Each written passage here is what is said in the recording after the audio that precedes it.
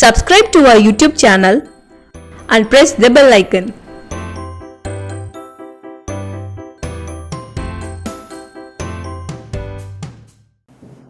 Hi, hello, welcome to bankersdaily.in. So, இன்னைக்கு நம்ம April 26, 2019 உடைய The Hindu editorial தான் வந்து பார்க்க வந்திருக்கோம்.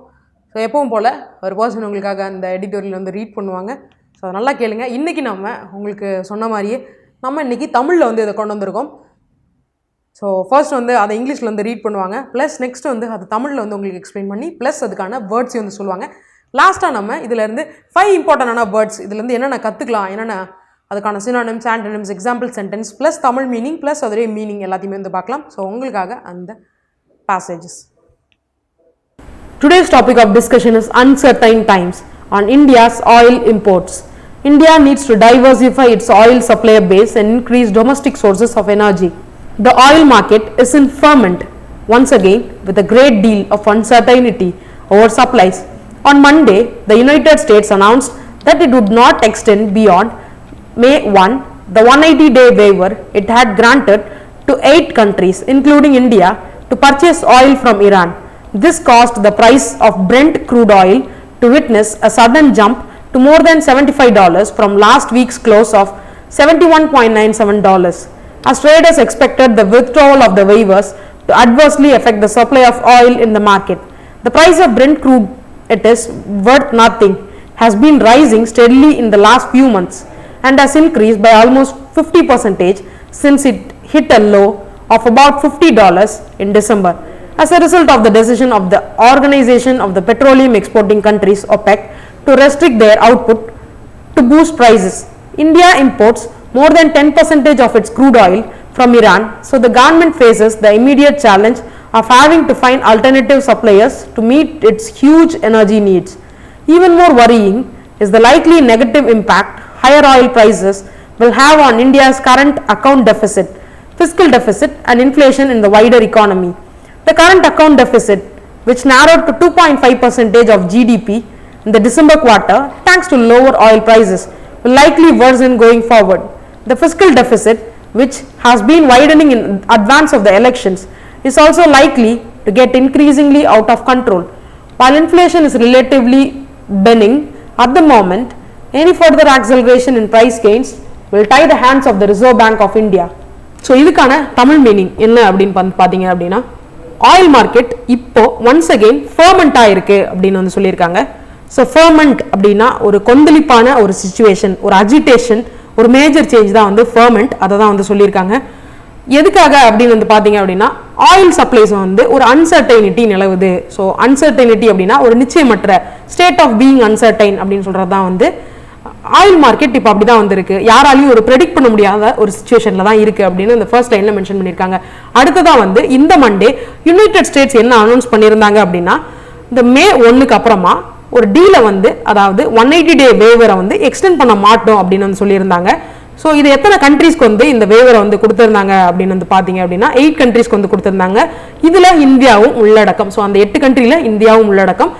என்ன அப்படின்னா, ஆயிலை வந்து ஈரான்ல இருந்து பர்ச்சேஸ் பண்றதை தவிர்த்தரணும் அப்படின்ற மாதிரி சொல்லியிருந்தாங்க. ஸோ அதுக்காக தான் இந்த வேவர் வந்து கொடுத்துருந்தாங்க. ஸோ இதனால இந்த யுனைடெட் ஸ்டேட்ஸ் இந்த மாதிரி சொன்ன விஷயத்தினால பிரெண்ட் க்ரூட் ஆயில் அப்படின்னு வந்து ஒன்று இருக்கு. ஸோ அந்த பிரெண்ட் க்ரூட் ஆயில் அப்படின்னா என்னன்னா கச்சா எண்ணெய், அதை தான் வந்து பிரெண்ட் க்ரூட் ஆயில் அப்படின்னு சொல்றாங்க. ஸோ இதுல சடனா வந்து அதோடைய பிரைசஸ் வந்து இன்க்ரீஸ் ஆயிருக்கு. லாஸ்ட் வீக்ல எவ்வளவு இருந்துச்சு அப்படின்னு பாத்தீங்க அப்படின்னா $71.97 இருந்தது. இந்த வாரம் $75 இன்க்ரீஸ் ஆயிருக்கு. இது வந்து ட்ரேடர்ஸ் எக்ஸ்பெக்ட் பண்ணது தான். எதனால அப்படின்னா, இந்த வேவர்ஸ், அதாவது இந்த சலுகைகளை வந்து அந்த நாடுகள் திருப்பி பெறும்போது இது வந்து ஆயில் மார்க்கெட்டை அட்வர்ஸா அஃபெக்ட் பண்ணும் அப்படின்னு வந்து சொல்லியிருக்காங்க. இதுல அட்வர்ஸ் அப்படின்னா ஒரு மோசமான, அதுதான் வந்து அட்வர்ஸ் அப்படின்னு வந்து சொல்லியிருக்காங்க. ஸோ இதுல வந்து பிரெண்ட் க்ரூட் ஆயில், அதாவது கச்சா எண்ணெயோடைய விலைகள் வந்து அதிகமாகிட்டே வந்து போகுது. ஒரு 50% மேலே வந்து அதிகமாக இன்க்ரீஸ் ஆயிருக்கு. இது வந்து டிசம்பர்ல நம்ம திரும்பி பார்த்தோம் அப்படின்னா அப்போ வந்து ஆஸ் லோ ஆஸ் அப்படின்னு சொல்லியிருக்காங்க, $50 வரைக்கும் இருந்தது. இப்போ இருக்கிற ப்ரைஸ் வந்து முன்னாடி இருந்ததை விட 50% அதிகமாக இருக்கு அப்படின்னு சொல்றாங்க. இது எதனால வந்துச்சு, எதனால இன்க்ரீஸ் ஆக ஆரம்பிச்சது அப்படின்னு வந்து பார்த்தீங்கன்னா, இது OPEC அப்படின்னு ஒரு ஆர்கனைசேஷன் இருக்கு, organisation of the petroleum exporting கண்ட்ரீஸ்னு ஒரு ஆர்கனைசேஷன் இருக்கு. ஸோ அந்த ஆர்கனைசேஷனுடைய ஒரு ரிசல்ட் படி தான். எதனால அப்படின்னு வந்து பார்த்தீங்கன்னா அவங்க என்ன நினைச்சாங்க அப்படின்னா நம்மளுடைய அவுட்புட்டை வந்து நம்ம ரெஸ்ட்ரிக்ட் பண்ணோம், அதாவது குறைச்சிக்கிட்டோம் அப்படின்னா, நம்ம கட்டுப்படுத்திக்கிட்டோம் அப்படின்னா இது வந்து ப்ரைஸஸ் வந்து பூஸ்ட் பண்ணும் அப்படின்னு வந்து இது பண்ணியிருந்தாங்க. ஸோ அதுதான் வந்து நடந்துச்சு. ஸோ இந்தியா வந்து ஈரான்லேருந்து எவ்வளோ % க்ரூட் ஆயில் வந்து இது பண்ணுறாங்க அப்படின்னு வந்து பார்த்தீங்க அப்படின்னா 10% க்ரூட் ஆயில நம்ம ஈரான்ட்ட இருந்தால் வந்து இம்போர்ட் பண்ணுறோம். ஸோ இப்போ நம்ம கவர்மெண்ட்டுக்கு ஒரு மிகப்பெரிய பிரச்சனை காத்துட்டு இருக்கு. அதுதான் வந்து அடுத்த லைன்ல வந்து சொல்றாங்க. ஸோ அவங்க வந்து இப்போ ஆல்டர்னேட்டிவ் சப்ளையர்ஸ், அதாவது அடுத்த கட்டமா வேற யார்கிட்ட வந்து நம்ம அந்த ஆயிலை வந்து வாங்கலாம் அப்படின்ற ஒரு யோசனையில தான் வந்து கண்டிப்பா இருப்பாங்க. ஸோ இதனால இதுல ஒரு பெரிய எனர்ஜி நீட்ஸ் வந்து ஒரு பெரிய லெவல்ல வந்து இருக்கு அப்படின்னு சொல்றாங்க. அடுத்ததா வந்து இதனால ஒரு நெகட்டிவ் இம்பாக்ட் வந்து வருது. ஸோ ஹையரா ஆயில் பிரைசஸ் இன்க்ரீஸ் ஆகும்போது இந்தியாவுடைய current account deficit, physical deficit and inflation இந்த வைடர் எக்கானமி இது வந்து ரொம்ப அதிகமா இருக்கும் அப்படின்னு அடுத்ததுல சொல்றாங்க. அடுத்ததா வந்து கரண்ட் அக்கௌண்ட் டெபிசிட் எவ்வளோக்கு நேரோ ஆயிருச்சு அப்படின்னு வந்து பாத்தீங்க அப்படின்னா 2.5% நம்ம ஜிடிபியில இருந்து 2.5% வந்து அது நேரோ ஆச்சு இந்த டிசம்பர் குவார்ட்டர்ல. எதனால அப்படின்னு வந்து பாத்தீங்க அப்படின்னா முன்னாடி சொல்லியிருந்த மாதிரி $50 தான் வந்து அப்போ ஆயில் பிரைசஸ் வந்து இருந்துச்சு. ஸோ அதனால இந்த ஜிடிபி அக்கௌண்ட் டெபிசிட் வந்து நேரோ ஆச்சு 2.5% ஆஃப் ஜிடிபி அப்படின்னு சொல்லியிருக்காங்க. இது வந்து இன்னும் வேர்சன் ஆகும், அதாவது இன்னும் வந்து மோசம் அடையும் அப்படின்னு வந்து சொல்லியிருக்காங்க. அடுத்ததா வந்து பிசிக்கல் டெபிசிட் எலெக்ஷனுக்கு முன்னாடி ரொம்ப வைடனா அட்வான்ஸ் ஆயிட்டு இருக்கு, அதாவது பெரிய லெவல்ல பூம் ஆயிட்டு இருக்கு அப்படின்ற மாதிரி சொல்றாங்க. இதுவும் வந்து இந்த பிசிக்கல் டெபிசிட்டும் வந்து நம்ம கையை மீறி போற அளவுக்கு அதிகமாகக்கூடிய வாய்ப்புகள் இருக்குது. அடுத்ததா வந்து while inflation is relatively benign அப்படின்னு வந்து சொல்லியிருக்காங்க. ஸோ இதுல benign அப்படின்னா gentle and kind, அதான் வந்து benign அப்படின்னு சொல்றாங்க. இதுல ஏதாவது ஒரு ஃபர்தர் ஆக்சலரேஷன், அதாவது ஏதாவது ஒரு முன்னேற்பாடுகள் நடந்துச்சு அப்படின்னா பிரைஸ் கெயின்ல, அதாவது வரக்கூடிய பிரைஸ் கெயின்ல ஏதாவது இன்க்ரீஸ் ஆச்சு அப்படின்னா இது வந்து ரிசர்வ் பேங்க் ஆஃப் இந்தியாவுடைய கைகளை கட்டி போட்டுரும். இதுதான் வந்து இந்த ஃபர்ஸ்ட் பேசேஜ்ல வந்து சொல்லியிருக்காங்க. So over to the next passage. It may, however, be hard to say for sure that the jump in the price of oil this week and over the last few months marks a secular rise in the price of the commodity. The entry of the US shale producers into the oil market has put a lid on the price of the oil, as freely competing shale suppliers have been happy to increase their output whenever oil prices rise significantly. Even this week, the oil market has been torn between the news of the end to the waivers granted to oil imports from Iran and competing news of the increased supply of oil pouring into the market from the US. Higher oil prices also make it lucrative each time for members of OPEC to cheat on their commitments to restrict supply. If India is to protect its interests in the ever volatile global oil market, the government will need to take steps to diversify its supply base and also work towards increasing domestic sources of energy supplies. Opening up the renewable energy sector for more investments will also help avoid over-dependence on oil from the global market to meet the country's ever-increasing energy needs. So இந்த second பேசேஜில் என்ன சொல்லியிருக்காங்க? So இப்போ second இதில் வந்து என்ன பண்ணியிருக்காங்க அப்படின்னு பார்த்தீங்க அப்படின்னா, ஸோ இப்போ ஆயில் ப்ரைஸஸில் வந்து ஒரு ஜம்ப் வந்து இருக்கு இந்த வாரத்தில். அது மட்டும் இல்லாமல் சில மாதங்களாகவே போன பேசேஜில் சொல்லியிருக்க மாதிரி டிசம்பர்லேருந்து $50 இருந்தது, அதுக்கப்புறமா 50% அதிகமாகி இவ்வளோ தூரம் ப்ரைஸஸ் வந்து இன்க்ரீஸ் ஆயிருக்கு அப்படின்னு வந்து சொல்லியிருக்காங்க. Marx a secular rise in the price of the commodity அப்படின்னு சொல்லியிருக்காங்க. இது வந்து தன்னிச்சையாக நடந்தது. செக்யூலர் அப்படின்னா எந்த ஒரு சார்பும் இல்லாம ஒரு உலக சம்பந்தமான occurring or persisting over an indefinitely long period, இது ஒரு லாங் பீரியடுக்காக எடுத்துட்டு வரப்பட்ட ஒரு இதுதான் வந்து இந்த பிரைஸ் ரைஸ். இதுல வந்து யூஎஸ் உடைய ஷேல் ப்ரொடியூசர்ஸ் வந்து கொடுக்கக்கூடிய என்ட்ரி இந்த ஆயில் மார்க்கெட்ல ஒரு லிட்டை வந்து போடுது. அதாவது என்ன அப்படின்னா அந்த பிரைஸ் ஆஃப் த ஆயில்ல வந்து ஒரு மூடியை வந்து போடுறாங்க. ஸோ அதுல என்ன அப்படின்னா freely competing shale suppliers, so அவங்க வந்து அவங்களுடைய அவுட்புட்டை எப்போ வேணாலும் இன்க்ரீஸ் பண்ணிக்கலாம். அதாவது ஆயில் பிரைசஸ் இன்க்ரீஸ் ஆகும்போது அவங்க ஆயில் சப்ளை, அதாவது அவுட்புட்டை வந்து இன்க்ரீஸ் பண்ணிக்கலாம் அப்படின்ற ஒரு விஷயத்தை தான் வந்து இந்த விஷயம் கொண்டு வருது. ஈவன் இந்த வாரம் கூட the oil market has been torn, அதாவது ரெண்டா வந்து பிளவுபட்டு இருக்கு. எந்த பக்கம் போகணும் அப்படின்னு தெரியாம என்ன அப்படின்னா இப்போ யூஎஸ் வந்து அந்த வேவர்ஸ் வந்து கட் பண்ணுறாங்க. அதாவது ஈரான்ல இருந்து ஆயில் இம்போர்ட் பண்ணிட்டு இருக்க அந்த கண்ட்ரீஸ்க்கு கொடுக்கக்கூடிய அந்த சலுகைகளை வந்து ரத்து பண்ணுறாங்க, நிறுத்துறாங்க. அது மட்டும் இல்லாமல் சப்ளை ஆஃப் ஆயில், அதாவது ஆயில் இறக்குமதி பண்ணக்கூடிய கண்ட்ரிஸ் வந்து நிறைய இறக்குமதி பண்ணுறாங்க. அதுக்கு தேவையான ஆயிலுடைய சப்ளை வந்து இன்க்ரீஸ் ஆகிட்டே இருக்கு.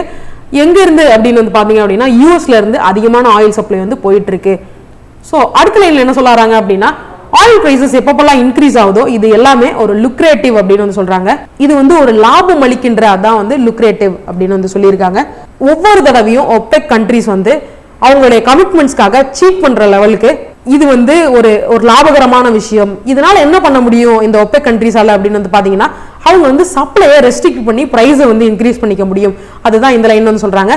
இப்போ இந்தியா வந்து அவங்களுடைய இன்ட்ரெஸ்ட்ஸை ப்ரொடெக்ட் பண்ணணும் அப்படின்னா இந்த வாலடைல் குளோபல் மார்க்கெட், அதாவது எப்போ வேணாலும் மாறக்கூடிய இந்த ஒரு குளோபல் ஆயில் மார்க்கெட்ல கவர்மெண்ட் வந்து ஒரு டைவர்சிஃபையான சப்ளையர் பேஸ் வந்து வச்சிருக்கணும். அதாவது ஒருத்தங்களை மட்டும் சார்ந்து இருக்காம அவங்களுடைய சப்ளையர் பேஸ், அதாவது அவங்க என்ன இறக்குமதி செய்யக்கூடிய நாடுகளை வந்து விரிவடைய வைக்கணும். அதாவது தனித்தன்மையா கொண்டு வரணும். நிறைய நாடுகளை உள்ள கொண்டு வந்தாதான் இதை டைவர்சிஃபை பண்ண முடியும் அப்படின்னு சொல்றாங்க. அது மட்டும் இல்லாம உள்நாட்டிலே வந்து இந்த எனர்ஜி சப்ளைஸை வந்து இன்க்ரீஸ் பண்றதுக்கான எல்லா தேவைகளையும் வந்து கொண்டு வரணும். அது மட்டும் இல்லாம அடுத்த லைன்ல என்ன சொல்ல வராங்க அப்படின்னா ரினியூவபிள் எனர்ஜி செக்டார் அப்படின்னு வந்து ஒன்று இருக்கு. ஸோ அதை வந்து ஓப்பன் அப் பண்ணணும். அதாவது இதுல இருந்து வரக்கூடிய இன்வெஸ்ட்மெண்ட்டை வந்து அதிகப்படுத்தணும். அது மட்டும் இல்லாமல் ஆயில் மேல இருக்கக்கூடிய டிபெண்டன்சி, அதாவது அதை மட்டுமே சார்ந்து இருக்காம அது சம்பந்தமா என்னென்னலாம் நமக்கு ரெனியூவபிள் எனர்ஜில இருந்து கிடைக்குதோ அதையும் நம்ம எடுத்துக்கொள்ளணும் அப்படின்னு சொல்றாங்க. ஸோ இந்த ரெனியூவபிள் எனர்ஜி செக்டார் மூலமா அதுல இருக்கக்கூடிய ஆயில்ல இருக்கக்கூடிய டிபெண்டன்சியை நம்ம தூக்கிட்டு குளோபல் கண்ட்ரில இருந்து நமக்கான தேவைகளை ஈஸியா தூக்கிட முடியும். இதனால என்ன வரும் அப்படின்னு வந்து பாத்தீங்க அப்படின்னா எவர் இன்க்ரீசிங் எனர்ஜி நீட்ஸை வந்து நம்மளால பூர்த்தி செஞ்சுக்க முடியும் அந்த ரெனியூவபிள் எனர்ஜி செக்டாரை வச்சு அப்படின்னு சொல்லி தான் எண்ட் பண்ணியிருக்காங்க. ஸோ இந்த பேசேஜில் இப்போ உங்களுக்காக அந்த பேசேஜ் வந்து ரீட் பண்ணி முடிச்சிட்டாங்க. ப்ளஸ் அதுக்கான மீனிங் வந்து சொல்லி முடிச்சிட்டாங்க. தமிழ் ரெண்டுமே வந்து சேர்ந்து சொல்லியிருக்காங்க. ஸோ இதுலேருந்து இருக்கக்கூடிய 5 இம்பார்ட்டண்டான வேர்ட்ஸ் என்னென்ன, வொக்காபுலரி இதுலேருந்து என்னென்ன கற்றுக்கலாம் அப்படின்னு வந்து நம்ம போன இங்கிலீஷில் இந்த மாதிரி வந்து ட்ரை பண்ணியிருக்கோம். ஸோ அதை நம்ம திருப்பி வந்து எடுத்துகிட்டு வரோம். ஸோ இதுலேருந்து இருக்கக்கூடிய 5 வேர்ட்ஸ் என்னென்னவா இருக்கலாம். இது ரொம்ப இம்பார்ட்டன்டானது என்ன அப்படின்னா புதுசாக தெரிஞ்சிக்கக்கூடிய வார்த்தைகள். ஃபர்மெண்ட் அப்படின்ற ஒரு வேர்டு இருக்குது. அதுக்கான மீனிங் வந்து agitation and excitement among a group of people typically concerning major change and leading to trouble or violence. So ஒன்றும் இல்லைங்க, தமிழ் மீனிங் வந்து ஒரு கொந்தளிப்பாக இருக்கிற சுச்சுவேஷன் தான் வந்து ஃபர்மெண்ட் அப்படின்னு சொல்லுவாங்க. இதுக்கான இன்னொரு மீனிங் இருக்குது, பட் இதில் அந்த மீனிங் வந்து சொல்ல வரல. ஸோ இதுக்கான சினானிம்ஸ் வந்து கொடுத்துருக்காங்க. Fever, ஃபுரோர், frenzy. ஆன்டனிம் வந்து com and happiness. So example sentence a period of political and religious ferment. So next word வந்து பார்த்தீங்க அப்படின்னா adversely affecting, மோசமான ஒரு விஷயத்தை தான் வந்து adversely அப்படின்னு சொல்லுவாங்க. ஸோ அடுத்ததாக இதோடைய மீனிங் என்ன அப்படின்னு வந்து பார்த்தீங்க அப்படின்னா in a way that prevents success or development harmfully or unfavorably. So there are synonyms: negatively, resentfully. Example sentence: his self-confidence was adversely affected for years to come. அடுத்ததாக வந்து பார்த்தீங்க அப்படின்னா ரெஸ்ட்ரிக்ட் வந்து ஒரு லிமிட் வந்து போடுறது வந்து ரெஸ்ட்ரிக்ட். இதோட meaning put a limit on, keep under control. So restrict பண்ணி ஒரு விஷயத்தை பண்ணுறது வந்து கட்டுப்படுத்துறது வந்து ரெஸ்ட்ரிக்ட் அப்படின்னு சொல்லுவோம். சினானிம்ஸ் வந்து லிமிட் பண்ணுறது, ஆன்டனிம்ஸ் வந்து அலோவ் பண்ணுறது இல்லை அசிஸ்ட் பண்ணுறது வந்து இதோடைய antonyms. Example sentence: a busy working life restricted his leisure activities. அடுத்ததாக வந்து பார்த்தோம் அப்படின்னா இம்பேக்ட்னா வந்து தாக்கம் இல்லை ஒரு விளைவை தான் வந்து இம்பேக்ட் அப்படின்னு சொல்லுவோம். Market effect of influence. அந்த சினானிம்ஸ் வந்து எஃபெக்ட், இன்ஃப்ளூயன்ஸ், இம்ப்ரெஷன். ஆன்டனிம்ஸ் வந்து failure, loss, avoidance. Example sentence: our regional measures have had a significant impact on unemployment. அடுத்ததாக வந்து பார்த்தோம் அப்படின்னா டெஃபிசிட். இதோட meaning the amount by which something especially sum of money is too small, ரொம்ப கம்மியாக இல்லை பற்றாக்குறையாக இருக்கிறது வந்து டெஃபிசிட் அப்படின்னு சொல்லுவோம். இதோட சினானிம்ஸ் வந்து ஷார்ட் ஃபால், கம்மியாக இருக்கிறது. ஆன்டனிம்ஸ் வந்து சர்ப்ளஸ், அதிகமாக இருக்கிறது. எக்ஸாம்பிள் சென்டென்ஸ் வந்து an annual operating deficit. So இந்த இங்கிலீஷ் ரீடிங் ட்ரைனிங் இதோட வந்து முடிஞ்சது. ஸோ நாளைக்கு நான் உங்களுக்கு April 27 English reading training the Hindu எடிட்டோரியலோட வரேன். பை கைஸ், நம்ம நாளைக்கு மீட் பண்ணுவோம்.